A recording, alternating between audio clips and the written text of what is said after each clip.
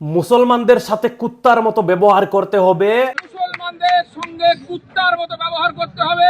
মুসলমানদেরকে দেখলেই নফরত করতে হবে। মুসলমানদের সঙ্গে কুত্তার মতো করে রেখে কি হবে মুসলমানদের? এগুলা আদেশ দিচ্ছে এই নফরতি চিন্টু, এই খানকির পুলা আম জনতাদের ব্রেইন ওয়াশ করতেছে। মানে তাদের চোখে একটাই সমস্যা, হিন্দুরা খাতরাতে আছে আর মুসলমানরা বাংলাদেশি। তাদের চোখে এই দুটাই, আর এই দুটো জিনিস দিয়েই তারা মানুষের ব্রেইন ওয়াশ করে। আর এর জন্যই তাদেরকে আমরা বলি আনবখ গোবর বখ গরুর মুত পান করনেওয়ালা। আরে ও নফরতি চিন্টু, আমি তোকে বলি, মুসলিম দেশের পেট্রোল না হলে তোদের গাড়ি চলে না, মুসলিম দেশের গ্যাস না হলে চুলায় আগুন চলে না, মুসলিম দেশ গ্যাস বন্ধ কইরা দিলে তোদের গান ফেটে লাল জুতা বাইর হয়ে যায়। আর তুই মুসলিমদেরকে নফরত করস, আম জনতাদের মাথা তুই বোখলাতে চাচ্ছস, আম জনতাদের ব্রেইন ওয়াশ করতে চাইছিস। তুই নফরত বাট আর আমরা ভালোবাসা বাটবো, দেখে নিব কে জিতে।